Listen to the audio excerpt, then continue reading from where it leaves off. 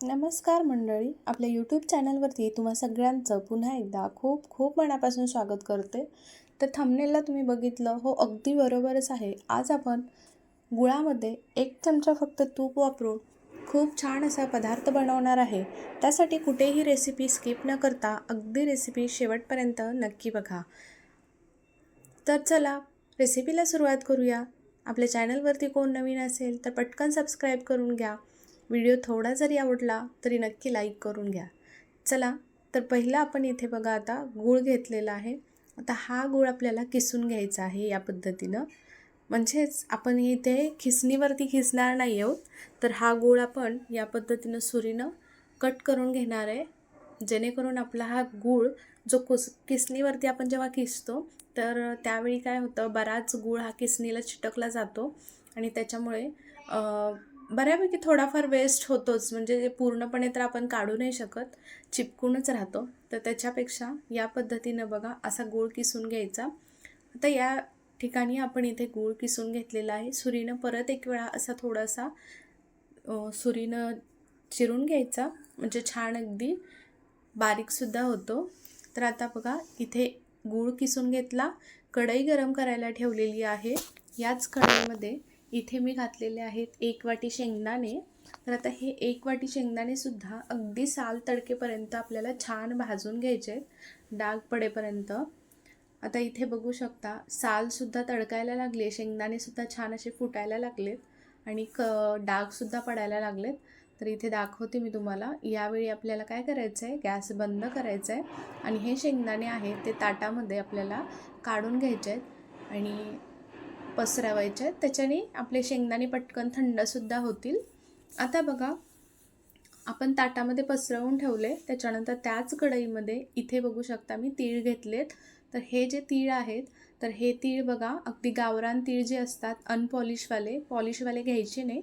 अनपॉलिशवाले तीळ जे आहेत ते घेतलेले आहेत 1 वाटी. त्याच्याने बघा ही रेसिपी खूप छान तयार होते. आता हे तीळसुद्धा आपल्याला काय करायचे आहेत, अगदी चटचट उडेपर्यंत छान लो फ्लेमवरती भाजून घ्यायचे आहेत. लो टू मिडियम फ्लेमवरतीच हे भाजायचे आहेत. गॅस अजिबात इथे वाढवायचा नाही कुठेही, किंवा अगदी आपल्याला या तिळाचा कलरसुद्धा चेंज करायचा नाही. तर पटकन आपण हे तीळसुद्धा या पद्धतीने भाजून घेऊया. थोडासा टाईम लागतो तीळ भाजण्यासाठी, कारण आपण लो फ्लेमवरतीच भाजणार आहे. अगदी चटचट उडायला लागले बघा, तर गॅस बंद करून दिला. या पद्धतीनं तीळसुद्धा ताटावरती काढून घ्यायचे आणि ते सुद्धा आपल्याला थंडच करून घ्यायचे आहेत. इथे अगदी जवळूनसुद्धा दाखवते मी. अगदी शॉपमध्ये, मार्केटमध्ये कुठेही लगेच भेटून जातात हे तीळ. तर आता बघा आपल्याला काय करायचं आहे, पुढे तीळसुद्धा थंड करायला ठेवून दिले. आता हातावरती चोळायचे हे शेंगदाणे, म्हणजे जसं की त्याची सालसुद्धा पटकन निघली जाईल, किंवा एखादा कपडा घ्यायचा आणि कपड्यामध्ये हे शेंगदाणे भरायचे, घालायचे आणि तो कपडा परत झाकून त्याच्यावरती ते तसंही तुम्ही चोळून घेऊ शकता, पटकन साल निघली जाते. आता इथे बघा थोडंसं आपण ग्लासने जरी वरतून असं रगडलं तरीसुद्धा बघा छान अशी साल त्याची सेपरेट होते. सालसुद्धा सेपरेट झाल्यावर बघू शकता छान पाकडून घेतले, दाखवलं मी तुम्हाला. आणि आपल्याला मिक्सरच्या भांड्यामधून बघा वाटून घ्यायचं आहे. अगदीच पावडर बनवायची नाही, थोडंसं अगदी खरखरीत असं आपल्याला हे वाटून घ्यायचं आहे. इथे आता बघू शकता शेंगदाणेसुद्धा चमच्यावरती दाखवले, थोडेसे खरखरीतच आहेत, तसे वाटून घेतलेले आहेत. आता आपल्या इथे बघू शकता तीळसुद्धा खूप छान असं थंड झालेले आहेत. हे तीळसुद्धा आपल्याला याच मिक्सरच्या भांड्यामधून तसेच खरखरीत वाटून घ्यायचे आहेत. तर ते सुद्धा वाटून घेऊया. झाकण लावलं. आता बघू शकता आपल्याला इथे मी दाखवते, खूप छान हे सुद्धा अगदी खरखरीतच वाटायचे आहेत. जास्त मिक्सर चालवायचा नाही, त्याच्याने हे जे तीळ आहेत त्याला बघू शकता तेल सुटू शकतं आणि पावडरसुद्धा लगेच होऊ शकते. तर आपल्याला इथे पावडर बनवायची नाही आहे, तर खरखरीतच वाटून घ्यायचं आहे. आणि जेव्हा तेल जास्त सुटलं जाईल तेव्हा पदार्थसुद्धा आपला थोडासा चुकला जाईल बनवताना. तर त्यासाठी बघा या पद्धतीनं खरखरीतच वाटून घ्यायचे आहेत. आता हे दोन्ही मिश्रण एकत्र केले. आता जो गूळ किसून घेतला होता बघा, तो सुद्धा 1 वाटीच घ्यायचा आहे. इथे सगळं प्रमाण आपण एकाच वाटीने घेतलेलं आहे. आणि एक वाटीच घेतो आहे, त्याच्यामुळे लक्षात ठेवण्यासाठी सुद्धा अगदी सोपी आहे आणि पटकन होते. अगदी तुम्हाला मी 5 मिनटात जे बोलले ना, आपण शेंगदाणे कधी-कधी भाजून ठेवलेले असतात. जर शेंगदाणे भाजून ठेवलेले असतील तर तीळ भाजण्यासाठी जास्त वेळ लागत नाही आणि पटकन ही रेसिपी तयार होते. तर आता बघा गूळ छान वितळलेला आहे. इथे आपल्याला पाकसुद्धा करायचा नाही. न पाक करता खूप छान न बिघडता आपण इथे पदार्थ बनवतो आहे. आता गूळ छान वितळला की आपल्याला त्याच्यामध्ये बघा वितळायच्या पहिलंच मी 1 चमचा तूप घातलेला आहे. त्याच्याने हा पदार्थ जो आहे तो अगदी छान खुसखुशीत बनणार आहे. तर बघू शकता तुम्ही, पुढे अंदाज येईलच तुम्हाला. त्याच्यासोबतच बघा तूप घातल्याच्या नंतर 1 चमचा ह्याच्यामध्ये पाणीसुद्धा टाकलेलं आहे. म्हणजे आपला गूळ आहे तो पाक बनणार नाही. आणि इथे आता तिकडे आपण वितळवायला ठेवून दिलं आहे छान. तोपर्यंत छान फेस येईल छान, तोपर्यंत आपण इकडे काय करायचं, ताटाला तूपसुद्धा लावून घेतलेलं आहे.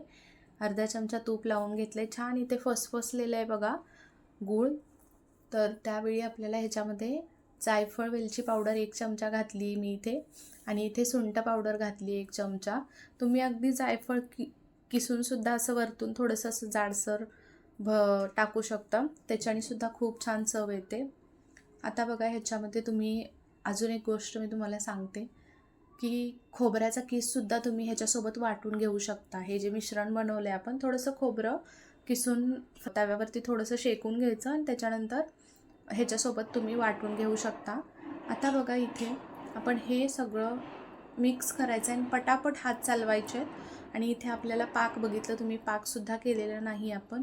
तर फक्त गूळ वितळवून घेऊन त्याच्यामध्ये वेलची जायफळ पूड टाकून पटकन आपल्याला ते सुद्धा मिक्स करून आपल्याला हे ते जे आपण पावडर बनवून घेतलेली आहे जे जाडसर, तर ती त्याच्यामध्ये घातलेली आहे.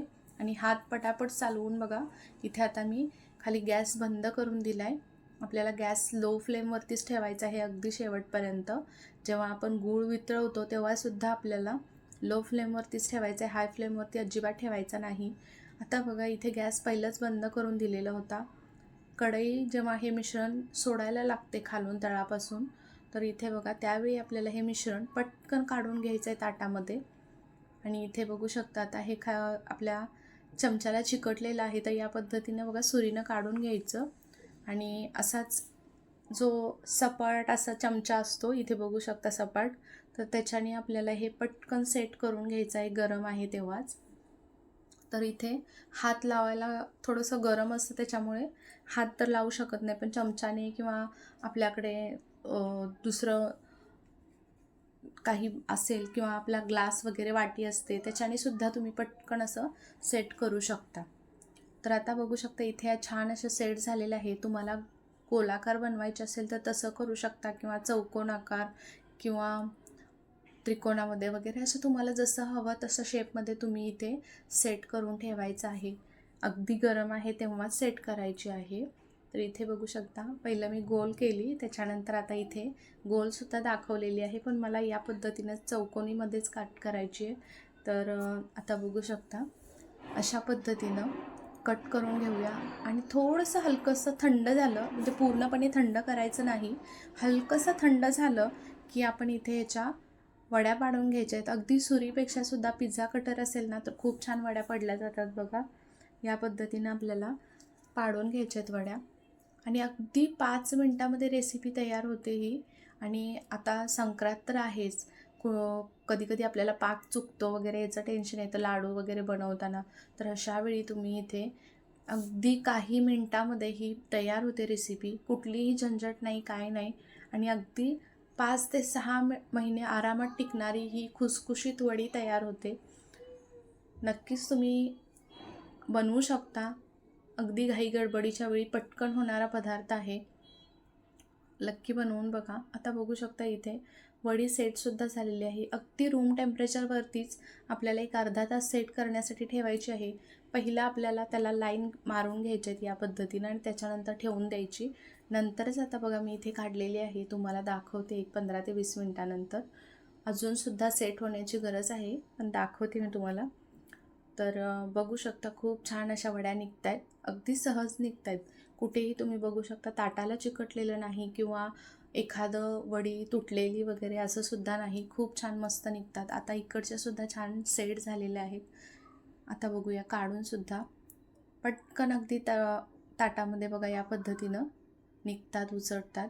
काहीच गरज नाही आपल्याला जास्त मेहनत किंवा जास्त टेन्शन घेण्याची. पाक वगैरे बिघडतो किंवा कधी काय असं टाईम नसतं आपल्याकडे, तर अशावेळी तुम्ही या वड्या, तिळगुळाच्या वड्या या थंडीच्या दिवसात, संक्रांतीला, आता उद्या संक्रांतच आहे, तर थंडीच्या दिवसात सुद्धा तीळ आणि गूळ जास्त प्रमाणामध्ये शरीरामध्ये जावे, उष्णता निर्माण करते छान असं. तर या पद्धतीनं नक्की तुम्ही बनवून बघा आणि कशी वाटली रेसिपी ते सुद्धा पटकन कमेंटमध्ये सांगून टाका मला. आपल्या चॅनलवरती कुणी नवीन असेल, आपल्या रेसिपीज आवडत असतील, तर नक्की आपल्या चॅनलला सबस्क्राईब करून घ्या. म्हणजे असे छान छान व्हिडिओ तुम्हाला पाहायला भेटतील आणि त्याचं नोटिफिकेशन तुम्हाला सगळ्यात पहिल्यांदा येईल. आणि त्याच्या पुढील बेल घंटीसुद्धा वाजवा. तर रेसिपी कशी वाटली ते मात्र कमेंटमध्ये सांगायला अजिबात विसरू नका. आता मी इथे एक वडी तुम्हाला तोडूनसुद्धा दाखवते, बघू शकता. अगदी सहज मऊसूत छान अशा खुसखुशीत वड्या झाल्यात. अगदी तोंडात टाकतात विरघळणाऱ्या अशा या वड्या इथे तयार होतात. तर नक्की या पद्धतीनं बनवा. आशा करते आजची रेसिपी तुम्हाला नक्कीच आवडली असेल आणि आवडली असेल तर नक्की एक व्हिडिओला लाईक करा, चॅनलला सबस्क्राईब करून घ्या. उद्या पुन्हा भेटू अशा छानशा रेसिपीसोबत. तोपर्यंत बाय बाय.